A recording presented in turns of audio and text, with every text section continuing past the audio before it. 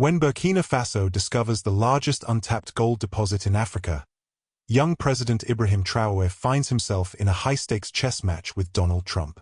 The American president sees easy prey, a naive African leader who can be manipulated into signing away his country's newfound wealth. What Trump doesn't realize is that Traoré has anticipated his every move.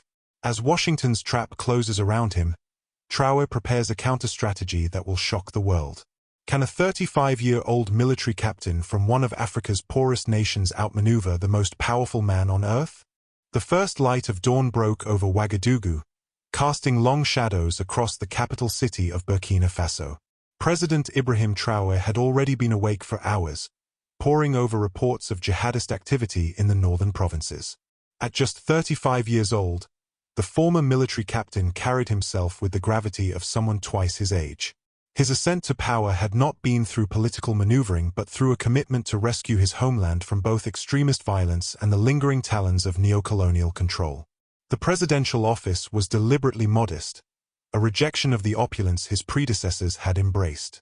A single photograph of Thomas Sankara, Burkina Faso's revolutionary leader assassinated in 1987, hung on the wall behind his desk. Sankara, known as Africa's Che Guevara, had renamed the country from Upper Volta to Burkina Faso, land of upright people, and his spirit of independence remained the nation's North Star. Traoré stood by the window, watching the city awaken. Street vendors set up their stalls, motorcycles weaved through growing traffic, and civil servants walked briskly toward government buildings. These were the people he had sworn to protect, the ordinary Burkinab whose lives remained extraordinarily difficult despite the nation's mineral wealth. "We export gold," he murmured, "yet our people remain poor." A knock at the door interrupted his thoughts. Musa Kabila, his trusted aide since his military days, entered with a tray of coffee. "You've been here all night again," Kabila observed, setting down the tray. "The Security Council is assembled for the morning briefing whenever you're ready." Traoré nodded, taking the coffee gratefully. "Any developments overnight?" "Nothing urgent from the north," Kabila replied, "but Dr. Ouedraogo from the Geological Survey has requested an immediate audience. She says it can't wait." Traoré raised an eyebrow. Dr. Aisha Ouedraogo was not given to exaggeration or urgency without cause. As the nation's chief geologist, she managed the surveys that guided Burkina Faso's mining operations, the lifeblood of the national economy. "Send her in before the security briefing," he decided. Minutes later, Dr. Ouedraogo entered, clutching a leather portfolio and a canister of maps. Her usual composed demeanor was replaced by barely contained excitement. "Mr. President," she began, unrolling a topographical map across his desk. "For 6 months, we've been conducting magnetic surveys in the eastern provinces, focusing on extensions of the Hound Greenstone Belt. We expected to find moderate gold deposits consistent with our existing mines." She paused, pulling out a second, newer map marked with extensive red shading. "What we've discovered instead is this." Traoré studied the difference between the maps. "Explain what I'm seeing, Doctor." "The red areas represent gold deposits at least 3 times larger than our initial estimates," she said, her voice dropping to near whisper despite the room's privacy. "If these readings are accurate, and we've triple verified them, Burkina Faso is sitting on what could be the largest untapped gold reserve in West Africa, possibly in the entire continent." The implication hung in the air between them. Burkina Faso, already Africa's 5th largest gold producer, had potentially discovered reserves that could transform not just the nation's future but the geopolitical dynamics of the entire region. Traoré's expression remained measured, betraying none of the calculations rapidly forming in his mind. Gold had been both blessing and curse for African nations, bringing wealth that rarely reached ordinary citizens while attracting the attention of global powers whose interest in African stability extended only as far as resource extraction permitted. "Who else knows about this?" he asked finally. "Only my core team of 4 scientists, all Burkinab nationals," she replied. "We've taken extreme precautions with the data. No digital transmission, no cloud storage." Traoré nodded slowly, appreciating her foresight. In an age of constant digital surveillance, old-fashioned physical security sometimes offered the only true protection. "This stays between us for now," he ordered, his voice firm but quiet. "No reports to the mining ministry yet. Select a small team, people you would trust with your life, and confirm these findings on the ground. We need absolute certainty before we move forward." Dr. Ouedraogo nodded, rolling up her maps carefully. And then Traoré looked back toward the window, toward his people beginning their day unaware that their nation's trajectory might soon dramatically change. "Then we develop these resources for our people's benefit," he said with quiet determination. "This time, the wealth beneath Burkina Faso's soil will serve Burkina Faso's people." Unknown to both of them, the conversation was already being monitored. In a nondescript office building thousands of miles away, sophisticated algorithms had flagged certain keywords from their conversation. The system, designed to monitor global resources of strategic interest, automatically escalated the intelligence for human review. Within hours, the first briefing about Burkina Faso's gold discovery would land on desks in Washington, D.C. The early morning light filtered through the Oval Office windows as President Donald Trump settled behind the resolute desk. His first briefing of the day wasn't about domestic policy, the economy, or even military operations in established theaters. Instead, a classified intelligence folder labeled Burkina Faso Resource Assessment sat prominently before him. "Why is this on my schedule?" Trump asked as his National Security Advisor, Director of National Intelligence, and Secretary of State filed into the room. "Burkina Faso? I doubt most Americans could find it on a map." "Mr. President," began the DNI, opening the folder to reveal high-resolution satellite images of Burkina Faso's eastern region, "our geointanalysis has identified what appears to be massive gold deposits in this region. Our sources on the ground have confirmed that President Traoré's geological team has made the same discovery, and they're keeping it quiet." Trump's demeanor shifted immediately. Real estate, construction, hotels, these had been the foundation of his business empire. But gold, tangible, valuable, coveted gold, had always held a particular fascination for him. He leaned forward, suddenly engaged. "How much are we talking about here?" he asked, studying the infrared imaging that highlighted mineral deposits beneath the African earth.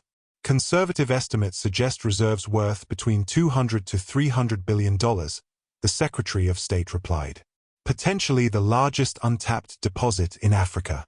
And Burkina Faso lacks the technological infrastructure to extract it efficiently." Trump whistled softly. Even for a man accustomed to thinking in billions, the number was impressive. He flipped through the briefing papers, skimming details about Burkina Faso's economy, its military capacity, and its young president. "This small country," Trump mused, tapping a gold-plated pen against the desk, "has gold worth billions, maybe trillions. The best gold. And they don't have the technology to extract it properly." He looked up at his advisors. "That's where we come in, right? America helps them develop their resources." The Secretary of State nodded cautiously. "Sir, we could propose a joint mining venture. American expertise for African resources. It would strengthen our position in West Africa, where Chinese influence has been growing considerably." Trump waved away the diplomatic framing. "China, Russia, they're already all over Africa. Offering loans, building infrastructure, buying influence." He shook his head. "Too slow. Too indirect." "What approach would you prefer, Mr. President?" asked the National Security Advisor. Trump stood, walking to the window overlooking the South Lawn. For a moment, he was silent, the master deal-maker calculating angles, leverage, and opportunities. "This Traoré," he said finally, "what do we know about him?" The DNI consulted another document. Ibrahim Traoré, age 35. Former military captain who came to power 2 years ago. Nationalistic, popular with his people. Positioned himself as anti-corruption and anti-foreign exploitation. Particularly critical of France's continuing influence in the region. Inexperienced, Trump concluded. Young. Idealistic, probably. A military man, not a businessman. He turned back to face his team, a strategy forming. He's sitting on a gold mine, literally, but doesn't have the capital or technology to develop it properly. Perfect position for negotiation. The Secretary of State cleared his throat. Sir, we should consider a multilateral approach through existing. No, Trump interrupted, returning to his desk and tapping his finger decisively. I want a more direct approach. This Traoré, his new, inexperienced, will make him an offer he can't refuse. His advisors exchanged glances, recognizing the president's tone. When Trump spoke of deals in these terms, he wasn't thinking about balanced international agreements but asymmetric arrangements that maximized American, and often his own, advantage. What kind of offer, Mr. President? The Secretary of State ventured. A personal invitation, Trump replied, already drafting the approach in his mind. Not through State Department channels. Nothing that alerts the Chinese or Russians what we're looking at. I want a special envoy, someone who looks like business, not government. He smiled. Make it look like we're interested in general African development. An international economic forum in Washington. Very prestigious. Very exclusive. And the actual proposal, the National Security Advisor prompted. I'll handle that personally, Trump assured him, his confidence absolute. Nobody makes deals like I do. By the time he leaves Washington, Burkina Faso's gold will be secured for American interests. The meeting concluded with rapid assignments. Within hours, analysts were preparing detailed briefings on Burkina Faso's political vulnerabilities, economic pressure points, and Traoré's personal background. Legal teams drafted preliminary agreements that would appear balanced on the surface while ensuring primary benefits flowed to American companies. Within days, a private diplomatic envoy, traveling under the cover of a multinational business delegation, departed for Ouagadougou.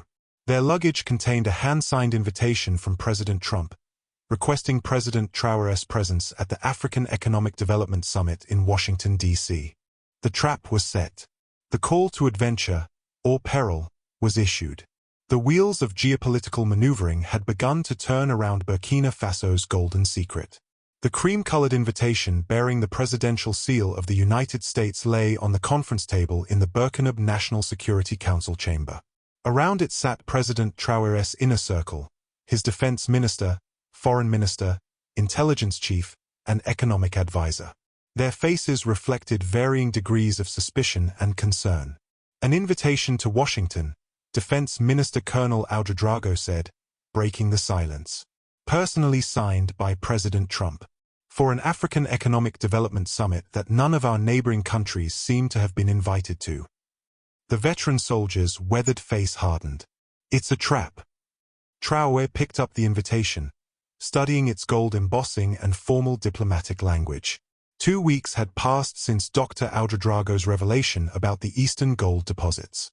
2 weeks of absolute secrecy, or so they had believed. How did they know? He asked quietly, directing the question to his intelligence chief. Fatou Diallo, the youngest person in the room but among the most formidable, spread several documents on the table. We've identified 3 possibilities, she replied. Either our geological survey team has a leak, satellite imaging technology has detected the deposits, or, most concerning, our secure communications have been compromised. The foreign minister, a career diplomat who had served under 3 previous presidents, adjusted his glasses nervously. Whatever their source, the timing is no coincidence. First, we discover unprecedented gold reserves. Then, suddenly, the United States shows unprecedented interest in Burkina Faso's economic development. The Americans have never cared about Burkina Faso, the economic advisor added bluntly. Not during the droughts, not during the jihadist insurgency, not during any of our economic crises. We've been essentially invisible to them. Until now. Traoré circled the table slowly, considering. What are our options? Decline the invitation, Colonel Ouedraogo suggested immediately. Cite security concerns. The northern provinces need your attention with the increased militant activity. The foreign minister shook his head. Refusing would create diplomatic tensions and signal that we have something to hide. It could accelerate whatever they're planning. Send a representative instead, the economic advisor proposed. Your finance minister could attend. No, Traoré interrupted. If I send someone else, they'll know we've guessed their intentions. It would confirm their suspicions about the gold. A heavy silence fell over the room. The weight of their nation's future, a future that could be transformed by properly managed gold reserves or devastated by foreign exploitation, pressed down on every person present. There's another consideration, Fatou Diallo said finally. If the Americans know, others will soon follow. The Chinese, the Russians, the Europeans. We're about to become the center of unwanted attention. Traoré moved to the window overlooking Ouagadougou's government district. The late afternoon sun cast long shadows across the city he had sworn to protect. In the distance, he could see ordinary Burkina going about their lives. Market vendors packing up their stalls, children walking home from school, office workers beginning their evening commutes. The history of Africa was written in resource exploitation: diamonds, oil, coltan, uranium. Nations rendered as mere extraction points for foreign powers, their peoples never benefiting from the wealth beneath their feet. Burkina Faso's gold had long been mined by foreign corporations that repatriated most profits while leaving behind environmental degradation and pittance wages. If I go, Traoré said finally, I walk into their trap knowingly. If I refuse, we signal weakness and fear. Sir, Colonel Ouedraogo stood, his military bearing evident. This is not just an economic matter but a national security issue. Going to Washington puts you at risk. We cannot rule out extreme measures if their economic pressure fails. The room fell silent at the implication. Africa's history was also written in coups and assassinations whenever leaders opposed foreign interests too firmly. What would Sankara do? Someone murmured, invoking the revolutionary leader whose portrait hung in Traoré's office. Traoré turned back to face his advisors. Sankara would not hide. He would not cower. But neither would he be naive. He placed both hands on the table, leaning forward. I'll meet with Trump myself. His foreign minister exhaled sharply. Mr. President. But, Traoré continued, we will be prepared for whatever they're planning. He turned to his intelligence chief. Fatou, I want background on every American official I might meet. I want to know their interests, their weaknesses, their connections to mining companies. To his economic advisor, prepare full documentation of every exploitative mining contract this country has signed in the past 50 years. Every environmental violation. Every broken promise. To his defense minister, quietly reach out to our allies in the African Union. No details about the gold, but sound them out about mutual defense agreements against foreign interference.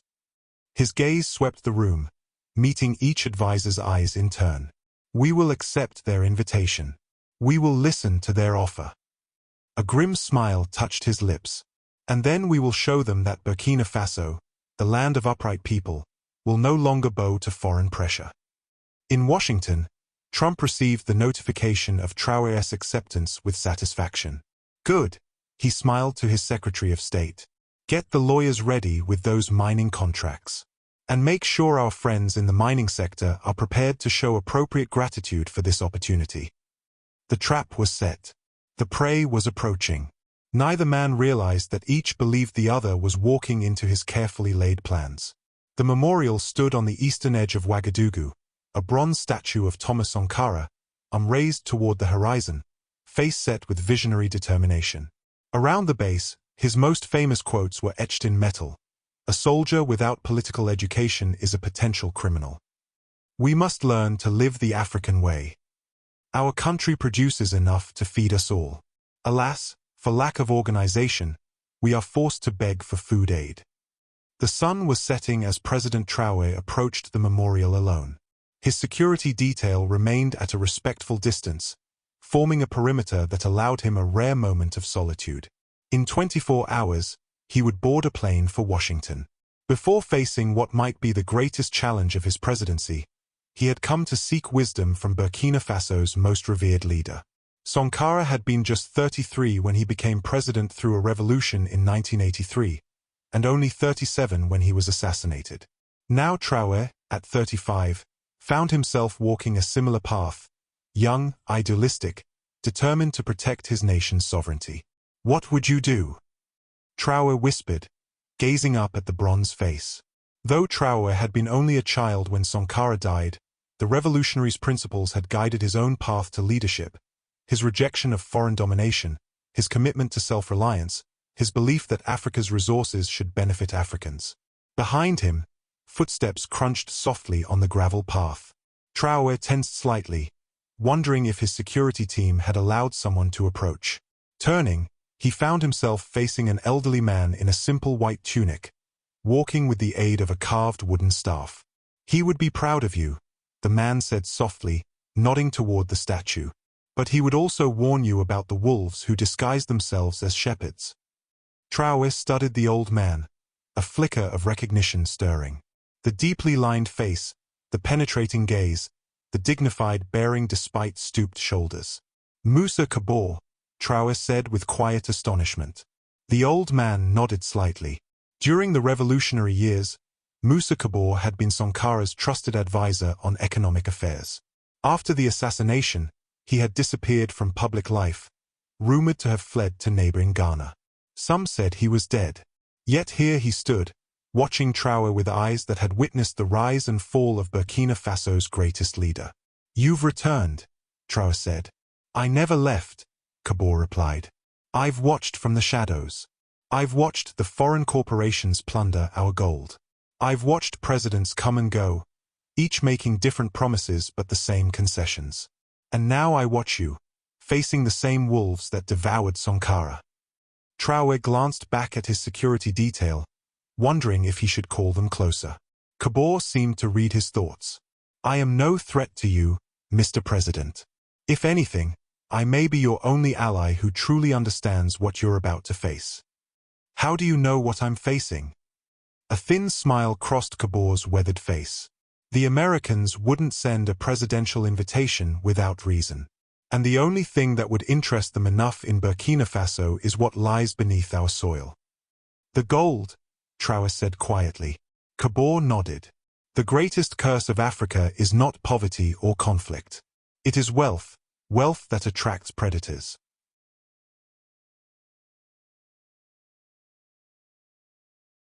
They walked together in the gathering dusk, circling the memorial as Kabore spoke of his years with Sankara, of the pressures they had faced from foreign powers, of the secret meetings where threats were veiled as offers of assistance.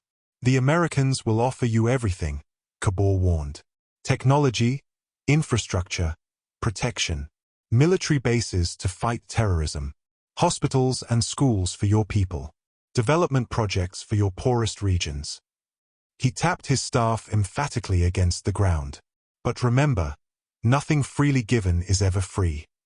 Traore absorbed the old man's words, weighing them against the enormous responsibility he carried. "What should I do?" he asked finally. "Listen to everything. Agree to nothing," Kabore replied. "When a man is eager to give you something valuable, ask yourself what he expects in return that is even more valuable." They paused before the statue again. Shadows had lengthened, casting Sankara's bronze figure into silhouette against the darkening sky. "There is a proverb among the Mossi," Kabore continued. "When an elephant and a crocodile fight, it is the grass that suffers. In this battle between great powers for our resources, it is the Burkina people who will suffer unless you find a different path." "And what is that path?" Traore pressed. "The one Sankara tried to forge, genuine independence. Not isolation, but partnership on equal terms." Kabore's eyes suddenly sharpened, his voice becoming stern. "But remember, the greatest power in negotiation is the willingness to walk away. Even from the President of the United States. Especially from him." Kabore placed a gnarled hand on Traore's shoulder. "A lion does not fear the hyena simply because the hyena makes more noise." As they parted, Kabore pressed something into Traore's palm, a small bronze medallion bearing Sankara's profile. "He carried this during the revolution," the old man said. "It reminded him that our struggle was not new, but part of a long fight for dignity. Take it with you to Washington." Traore closed his fingers around the medallion, feeling its weight, the physical embodiment of the even heavier legacy he carried. "Thank you," he said, but Kabor was already moving away, his white tunic gradually disappearing into the gathering darkness. As Traore returned to his waiting vehicle, the medallion secure in his pocket, he felt a strange mixture of apprehension and resolve. The path ahead remained dangerous and uncertain, but he no longer walked it without guidance. Washington, D.C. gleamed with imperial splendor as President Traoré's motorcade glided from Andrews Air Force Base toward the city center. Cherry blossoms lined the route, their delicate pink petals drifting across sleek black vehicles, a curious contrast to the dusty Harmattan winds of Burkina Faso. Traoré observed the American capital through bullet-resistant windows. The Washington Monument pierced the clear blue sky, the Capitol dome gleamed white in the distance, and everywhere American flags billowed in the spring breeze, symbols of a power that had shaped world events since before Burkina Faso's independence. In his pocket, Sankara's medallion pressed reassuringly against his chest. The motorcade arrived at Blair House, the president's official guest residence across from the White House. While his small delegation settled in, Traoré reviewed intelligence briefings prepared by Fatou Diallo. American mining corporations had already registered new subsidiaries focused on West African operations. Geological survey satellites had been repositioned over Burkina Faso's eastern provinces. Most concerning, private military contractors with ties to American intelligence agencies had increased recruitment of French-speaking personnel. The Americans were preparing for more than negotiations. The following morning brought the summit's opening ceremony at the State Department. Rather than the Pan-African gathering implied by the invitation, Traoré found himself the only African head of state present. The room was filled instead with American business executives, many from mining and resource extraction companies, watching him with barely disguised interest. Like vultures eyeing a wounded animal, he thought grimly. President Trump entered to fanfare, the assembled crowd rising in deference. Cameras flashed as the two presidents shook hands for the media. "Ibrahim, wonderful to meet you," Trump boomed, his handshake firm, his smile not reaching his eyes. "I've heard tremendous things about your country." "Thank you for the invitation, Mr. President," Traoré replied evenly. "Though I seem to be the only African leader present at this African Economic Development Summit." Trump laughed, clapping him on the shoulder. "Quality over quantity. The others will have their turn. But Burkina Faso, we have special plans for Burkina Faso." The morning proceeded with speeches about American commitment to African development, the importance of partnership, and the mutual benefits of foreign investment.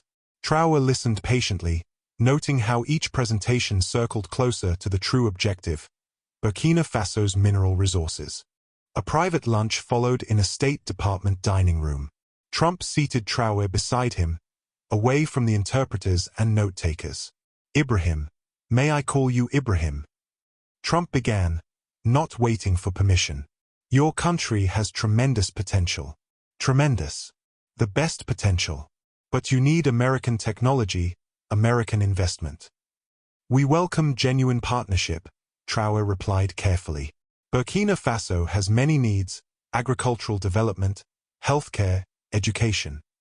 All part of our package," Trump assured him. "We take care of our friends. The best care." The afternoon brought a dizzying tour of potential investors, each presenting development proposals that seemed remarkably well-informed about Burkina Faso's eastern provinces.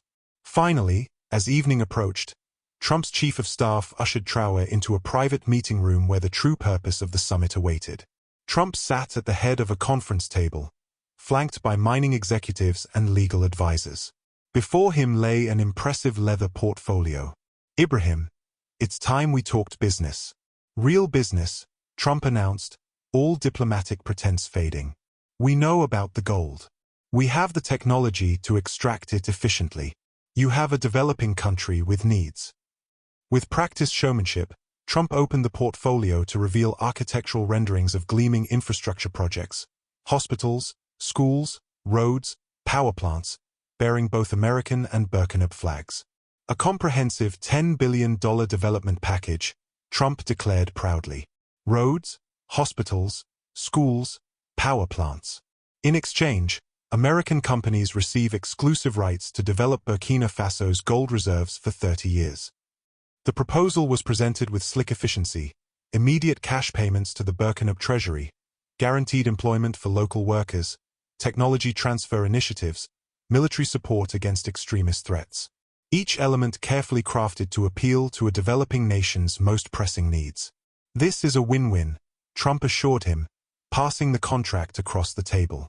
Your people get infrastructure. We handle the complicated mining part. Traoré studied the document, maintaining an impassive expression that revealed nothing of his internal calculations. The room fell silent as he slowly turned pages, conscious of every eye watching for his reaction. And the environmental protections? He asked finally. The best protections, Trump promised immediately. Nobody does environmental protection like us. Top-tier remediation commitments. It's all in there. Traoré nodded thoughtfully. I'll need time to review the details with my advisors. Trump's expression tightened almost imperceptibly. Of course. But we're hoping to announce this historic partnership before you leave Washington. A signing ceremony tomorrow, perhaps? Great optics for both of us. Perhaps, Traoré agreed non-committally. Tomorrow, then. Later that night, alone in his Blair House suite, Traoré accessed the encrypted files his intelligence team had prepared on a secure device. They revealed the devastating environmental record of the mining companies Trump had proposed as partners, toxic spills in Peru, community displacement in Indonesia, regulatory violations in Mongolia. More disturbingly, they had uncovered communications suggesting that once the agreement was signed, a series of managed instabilities would be created in Burkina Faso, enough unrest to justify American security assistance that would effectively take control of the gold-rich regions. The trap was exactly as Kabore had warned. Everything offered freely, but at an incalculable cost. Traoré removed Sankara's medallion from his pocket, turning it over in his palm. Then he placed a secure call to Ouagadougou, speaking in rapid more rather than French to frustrate any listening devices. Proceed with Operation Upright, he instructed his defense minister. And tell our friends they have 12 hours to arrive. The next morning, Traoré surprised everyone by agreeing to Trump's proposal, with one condition. He wanted to sign the agreement in Ouagadougou, in front of his people, in 1 week's time. Trump, delighted by the apparent easy victory, immediately agreed. The Burkina Presidential Palace, a modest structure compared to the grandeur of Washington's federal buildings, had undergone a remarkable transformation in the 7 days since President Traoré's return. Red, green, and gold banners, the colors of Burkina Faso's flag, adorned the ceremonial hall. Television crews positioned cameras strategically. Security personnel conducted final sweeps with uncharacteristic thoroughness. In his private office, Traoré reviewed final arrangements with his cabinet. The Americans land in 90 minutes, his foreign minister reported. President Trump has brought a substantial delegation, 27 people, including mining executives, security personnel, and State Department officials. Fatou Diallo, his intelligence chief, added, their advance team has inspected the ceremonial hall. They've set up their own secure communications in the guest quarters. The American ambassador is personally supervising security arrangements. And our other guests? Traoré inquired quietly. All arrived discreetly over the past 36 hours, Defense Minister Ouedraogo confirmed. They are being briefed at secure locations around the city. None of the American intelligence assets have detected their presence. Traoré nodded, fingering Sankara's medallion in his pocket. The past week had seen his team working around the clock, secret diplomatic outreach, clandestine meetings, carefully orchestrated leaks of select information to specific global partners. Is everything prepared in the ceremonial hall? He asked his chief of staff. Exactly as you instructed, Mr. President. The alternative proposal documents are ready beneath the primary agreement papers. The communication technicians have confirmed the satellite uplink is fully operational. Traoré allowed himself a moment of reflection. The path he had chosen carried enormous risk, personal and national. He thought of Sankara, assassinated for defying foreign interests. Of Patrice Lumumba, murdered for similar resistance. of countless African leaders who had stood against external exploitation only to be removed by coups, assassinations, or manufactured scandals. But he also thought of his people, the miners who extracted gold yet remained in poverty, the villages that hosted foreign mining operations yet lacked clean water, the children who played near toxic tailings ponds while mining company executives collected bonuses in London, Toronto, and New York. "It's time," he said finally. The ceremonial hall buzzed with activity as Trump's motorcade approached the palace. Journalists from global news agencies adjusted equipment. A selection of Burkina citizens, carefully vetted by both American and Burkina security, filled the gallery seats, prepared to witness what they believed would be a historic development agreement. When Trump's delegation arrived, they found not just Traoré waiting, but representatives from China, Russia, Turkey, and several African nations. The small ceremonial signing Trump had envisioned had transformed into an international economic forum with observers from 3 continents. Trump paused at the entrance, his expression momentarily revealing confusion before his diplomatic mask returned. He leaned toward his Secretary of State, whispering urgently, "What is this? Who are all these people?" "We're gathering information now, Mr. President," the secretary replied tensely. This wasn't in the briefing. Traoré approached with practiced diplomatic cordiality, cameras tracking every step. "President Trump, welcome to Burkina Faso," he said, extending his hand for the waiting photographers. "We're honored you could join us for the Pan-African Resources Cooperative Summit." Trump's handshake was automatic, his smile fixed. "Pan-African? What? We're here for the signing ceremony. Our agreement." "Indeed," Traoré confirmed smoothly. "The signing is the centerpiece of today's summit. Please, your delegation can be seated here." He gestured to a section of chairs prominently positioned but now starkly outnumbered by other international representatives. As Trump took his seat, he surveyed the room with growing agitation. Chinese economic ministers nodded politely. A Russian deputy prime minister studied documents with his advisors. Representatives from Ghana, South Africa, Kenya, and Nigeria conversed quietly. Turkish and Indian delegates reviewed papers with Burkina officials. "This isn't what we discussed," Trump whispered furiously to Traoré during a momentary private exchange. "This isn't the deal." "It's a better deal," Traoré replied calmly. "For everyone, including the American people." When the formal proceedings began, Traoré took the podium, his voice carrying across the hall and through the satellite feeds to viewers worldwide. "Today, we're not signing exclusive agreements, but establishing a new model for resource development," he announced. "Burkina Faso's resources belong to its people, but we recognize the need for international expertise and investment." Traoré unveiled his counter-proposal, a multinational consortium where Burkina Faso maintained 51% ownership of all mining operations, with foreign partners providing technology and investment for fair market shares. Environmental standards would be among the strictest in the world, with penalties for violations that included complete forfeiture of investment. Trump's fury was barely contained. During a break in the proceedings, he confronted Traoré in a side room, cameras excluded. "You think you can embarrass me? In front of the world?" His voice rose dangerously. "I can have sanctions imposed by tomorrow morning. Your economy won't survive a month without international banking access." Traoré met his gaze steadily. "Perhaps. But then who would develop the uranium deposits we discovered last month? The rare earth minerals essential for your technology companies? Would you prefer those go exclusively to China?" This revelation, that gold was just the beginning of Burkina Faso's mineral wealth, left Trump speechless. The calculus had suddenly changed. Walking away in anger would not just lose America the gold, but potentially cede critical strategic resources to global competitors. As the break ended, Trump returned to the ceremonial hall with his team huddled close, frantically recalibrating their strategy. The trap Traoré had laid was sprung, but not in the way anyone had anticipated. The final agreement signed in Ouagadougou became known internationally as the Burkina Protocol, a new framework for resource development that protected national sovereignty while offering fair returns to international investors. The signing ceremony, broadcast live to audiences worldwide, showed Trump and other international representatives adding their signatures beneath Traoré's. Their expressions a carefully maintained diplomatic mask over clear disappointment.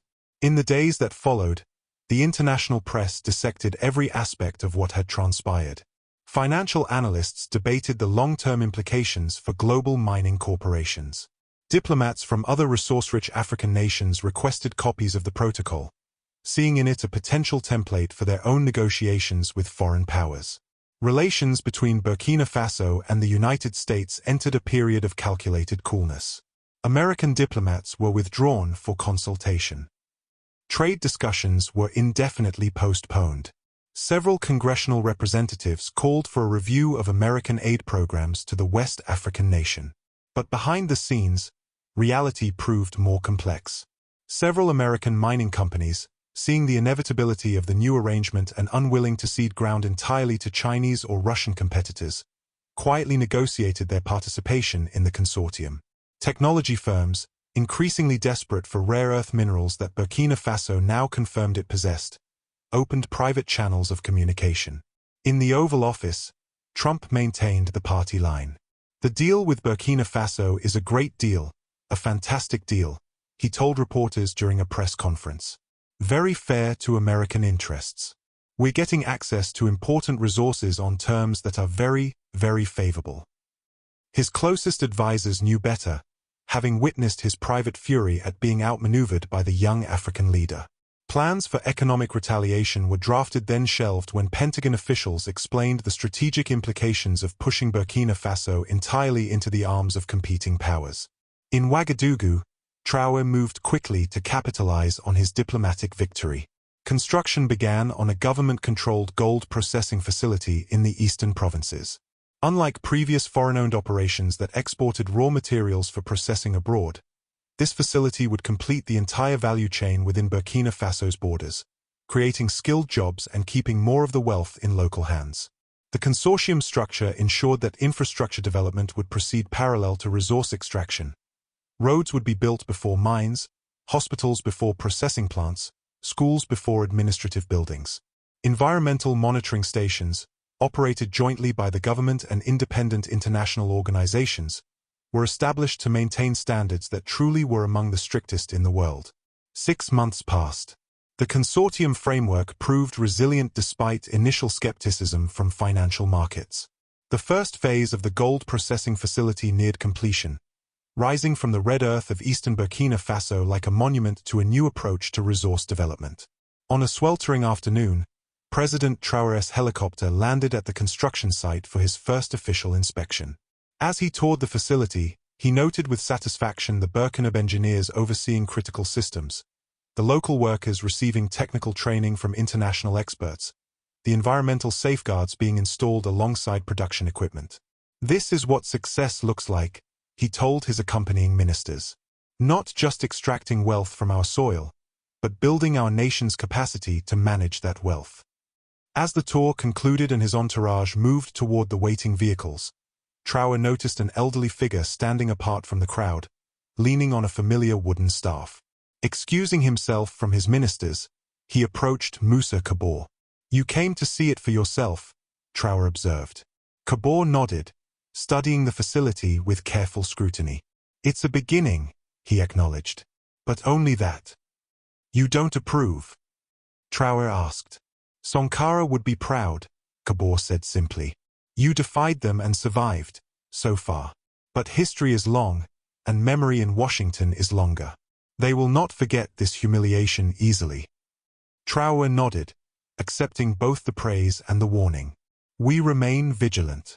But we also move forward. The real work is just beginning." Together they walked slowly along the perimeter fence, the old advisor and the young president, 2 generations of Burkina leadership united by a common vision despite the decades between them. "What comes next?" Kabor asked finally. Traoré gazed across the construction site, watching Burkina workers operating the state-of-the-art machinery with growing confidence. Beyond them, the vast expanse of Burkina Faso stretched toward the horizon, a land of challenges and possibilities in equal measure. "This is just the beginning," he replied. "The real wealth of Burkina Faso has always been its people, not what lies beneath their feet. The gold, the uranium, the rare earths, they're just means to an end. Tools to build a nation where our children can realize their potential without crossing oceans, where our sick can find healing without charity, where our thinkers can create without constraint. Kabore studied him, seeing perhaps echoes of another young leader from decades past. And if they come for you, as they came for Sankara. Traoré touched the medallion in his pocket. Then others will continue the work. What we've started here isn't about one man or one administration. It's about changing the story, not just of Burkina Faso, but of how Africa engages with the world. As they spoke, the setting sun cast a golden light across the facility, its rays transforming metal structures into gleaming monuments. Workers ended their shifts, heading home to families with stable incomes and new possibilities. In villages nearby, construction continued on schools and clinics funded by the first proceeds from the consortium. A new dawn had begun for the land of upright people.